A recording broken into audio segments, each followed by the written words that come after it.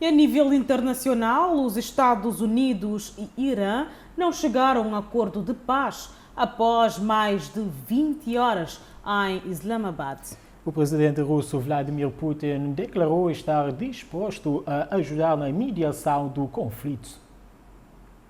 Foram mais de 20 horas de negociação em Islamabad, no Paquistão.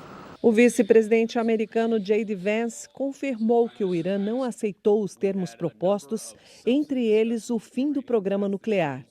The bad news is that we have not reached an agreement. Do lado iraniano, o governo defende que o diálogo continue e que o cessar-fogo iniciado na quarta-feira seja respeitado como caminho para a paz. O Irã passou a liberar o tráfego no Estreito de Hormuz de forma limitada e com cobrança de taxas, rompendo com a tradição de livre circulação em uma das principais rotas do comércio global.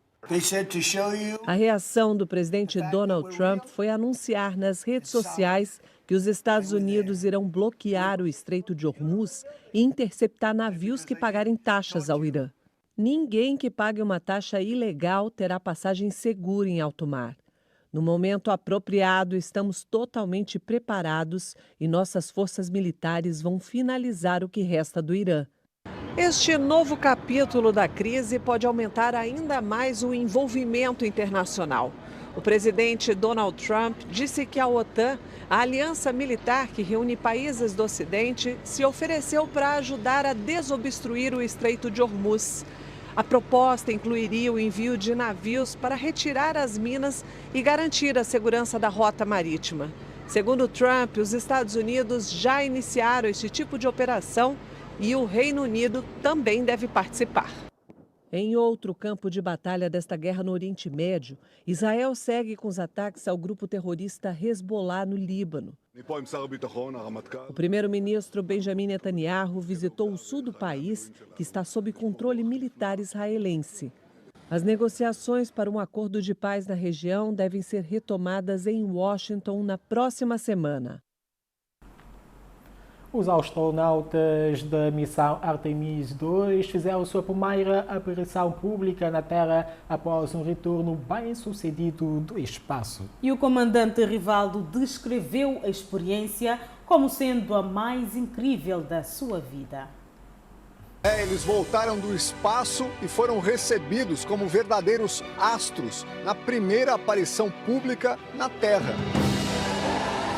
Sorridentes e ainda impactados com o que viveram, os astronautas falaram sobre uma experiência que vai ficar para sempre na memória. Foi a coisa mais incrível que já aconteceu na minha vida, disse o comandante Reed Wiseman. Mas antes dos aplausos, veio a tensão. O momento mais crítico da missão foi justamente o retorno à Terra. A cápsula Orion se desprendeu do módulo de serviço e mergulhou na atmosfera a mais de 38 mil quilômetros por hora. Um ritmo impressionante. E em meio a temperaturas que chegaram a 3.000 graus Celsius. Neste ponto, como previsto, o contato com a Terra foi interrompido por pelo menos 7 minutos, que pareceram uma eternidade. Até que o silêncio deu lugar ao alívio. Os 11 paraquedas se abriram. E a Orion pousou em segurança no Oceano Pacífico, perto de San Diego, na Califórnia. Splashdown confirmed. A operação de resgate foi rápida. A tripulação foi retirada da cápsula e levada de helicóptero até o porta-aviões da Marinha Americana. Além do feito histórico, a viagem serviu como teste para os próximos passos. A expectativa é de que uma nova tripulação volte à Lua até 2028. E mais adiante, o destino pode ser ainda mais distante: Marte. Um feito histórico, que termina assim.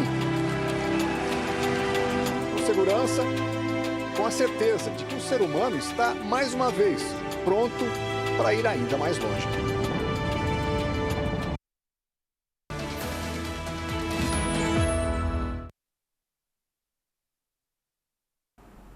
Autoridades de Kiev disseram que a Rússia atacou o território ucraniano com 98 drones durante a madrugada. Segundo o Ministério da Defesa russo, as defesas aéreas russas abateram 33 drones ucranianos. Confira mais detalhes no Giro pelo Mundo.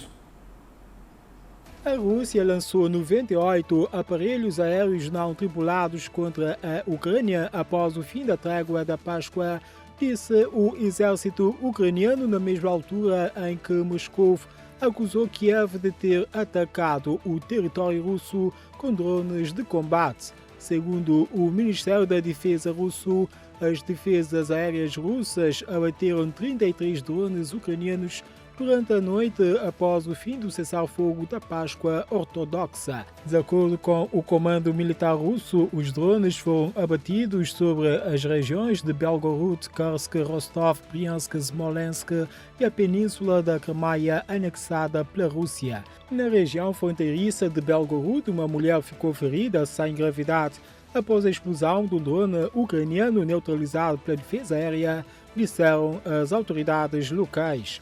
As autoridades de Kiev disseram esta segunda-feira que a Rússia atacou o território ucraniano com 98 drones durante a madrugada, sendo que 87 foram derrubados. Durante a trégua da Páscoa ortodoxa de 32 horas, Kiev e Moscou acusaram-se mutuamente de violar o cessar-fogo centenas de vezes. Dezenas de pessoas morreram em ataques aéreos no estado de Yobe, no nordeste da Nigéria, enquanto aeronaves militares caçavam jihadistas do Boko Haram, disseram moradores locais e a Anistia Internacional. A Amnistia Internacional afirmou no canal X que havia mais de 100 mortos e 35 pessoas gravemente feridas, enquanto um chefe local falou em 200 mortos e feridos. Os militares nigerianos não responderam imediatamente a um pedido de esclarecimento da agência France Presse. O país mais populoso da África luta contra uma insurgência jihadista há 17 anos, desde a revolta do Boko Haram em 2009, que testemunhou o surgimento de poderosos grupos dissidentes, incluindo o Estado Islâmico da província da África Ocidental. Embora a insurgência esteja concentrada na zona rural do Nordeste, jihadistas da Nigéria e da região vizinha do Sahel têm se infiltrado no oeste da Nigéria, onde grupos de crime organizado, conhecidos como bandidos, vêm atacando aldeias e extorquindo agricultores e garimpeiros há anos. O primeiro-ministro da Hungria, Viktor Orbán, reconheceu a derrota nas eleições deste domingo após as apurações mostrarem uma ampla vantagem do líder oposicionista Péter Magyar, apontando um domínio do seu partido por respeito e pela liberdade na Assembleia Nacional com mais de 2/3 das cadeiras. O reconhecimento da vitória de Magyar por Orbán ocorreu durante o discurso do líder ultranacionalista que está há 16 anos à frente do país.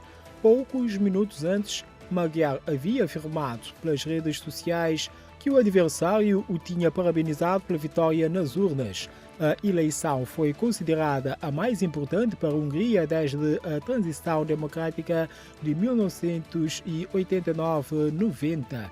Os eleitores votaram para escolher os 199 lugares da Assembleia Nacional no sistema eleitoral misto, com 106 deputados eleitos em círculos uninominais e 93 em listas de partidos nacionais.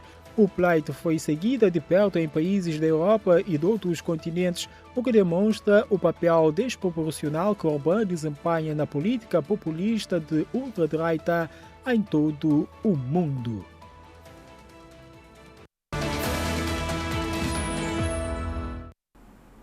Um aparatoso despiste seguido de uma explosão no centro de Coimbra fez 2 mortos e 3 feridos. O carro em que seguiam 2 jovens colidiu com uma instalação de gás e destruiu por completo um restaurante.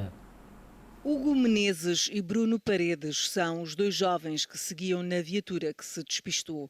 O acidente aconteceu por volta das 6 da manhã, numa das principais avenidas do centro da cidade de Coimbra. Os 2 jovens estudantes da universidade terão tido morte imediata, dada a violenta colisão. A viatura terá embatido numa instalação de gás e acabou por explodir. O embate destruiu também por completo o restaurante situado no rés do chão do edifício, mas os restantes andares do prédio ficaram igualmente inabitáveis. Outras 3 pessoas ficaram feridas, uma delas está em estado considerado grave no hospital. O aparatoso acidente obrigou à intervenção dos bombeiros com mais de 40 operacionais, apoiados por 14 viaturas. A par do combate às chamas, a situação foi considerada preocupante devido à libertação de gás.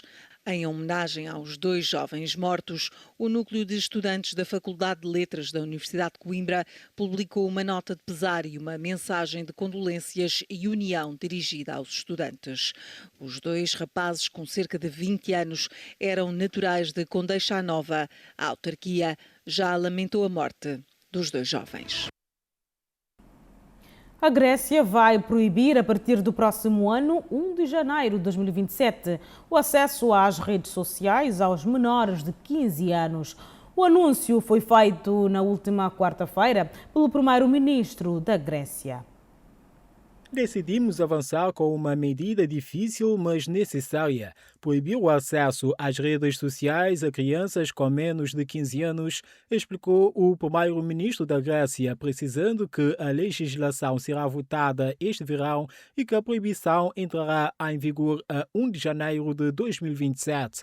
A Grécia é um dos primeiros países do mundo a adotar tal medida, congratulou-se o primeiro-ministro, que também garantiu estar a pressionar a União Europeia para que siga esta iniciativa. A Austrália foi o primeiro país a legislar sobre a questão e a aprovar um texto que entrou em vigor no final de 2025, obrigando as plataformas a garantir que os utilizadores tenham pelo menos 16 anos e eliminando as contas de utilizadores mais jovens. A França também está a seguir este caminho, com a aprovação em janeiro de 2026 da proibição das redes sociais aos menores de 16 anos. A Dinamarca e a Espanha também aprovaram legislação nesse sentido. Em Portugal, o Parlamento aprovou em fevereiro um projeto de lei do PSD que limita o acesso de crianças e jovens a plataformas online e redes sociais.